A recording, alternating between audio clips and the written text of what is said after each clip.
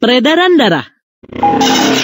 Sistem peredaran darah pada manusia dapat dibagi menjadi dua bagian, yaitu peredaran darah paru-paru atau peredaran darah kecil dan peredaran darah sistematik atau peredaran darah besar.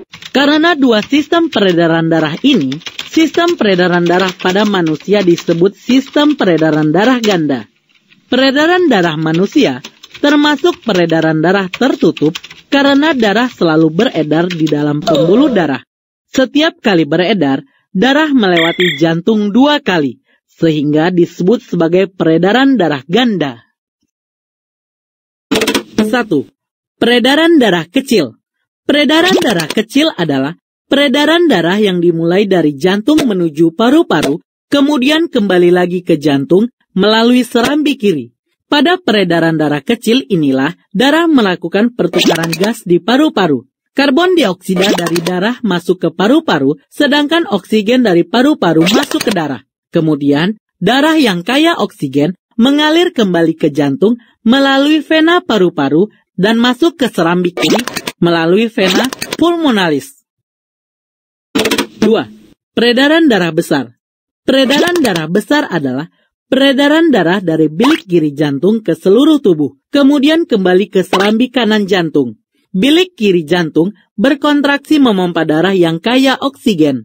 Darah tersebut keluar dari jantung melalui aorta, kemudian ke seluruh tubuh, kecuali ke paru-paru.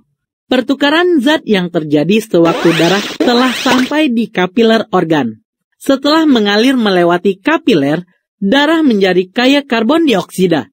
Darah ini diangkut oleh vena cava masuk ke serambi kanan. Penggolongan darah.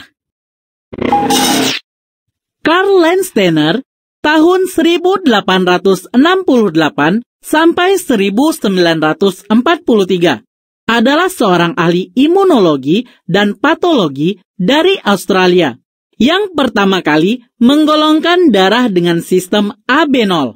Pada sistem AB0, darah digolongkan ke dalam 4 golongan besar, yaitu A, B, AB, dan 0.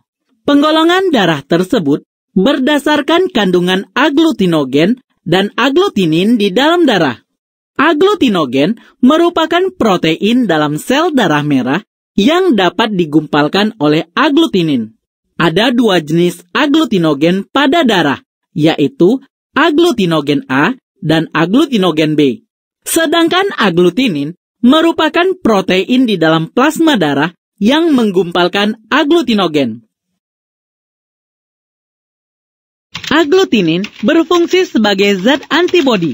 Ada 2 macam agglutinin, yaitu agglutinin alfa, disebut juga sebagai serum anti-A atau penggumpal agglutinogen A. Dan agglutinin beta disebut juga sebagai serum anti-B atau penggumpal agglutinogen B.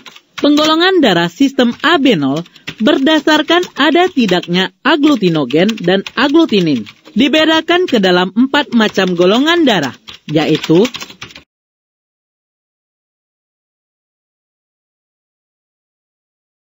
1. Golongan darah A mempunyai agglutinogen A dan agglutinin beta.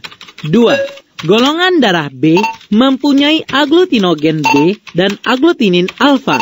3. Golongan darah AB mempunyai agglutinogen A dan B tetapi tidak mengandung agglutinin. 4. Golongan darah 0 tidak mengandung agglutinogen tetapi mengandung agglutinin alfa dan beta.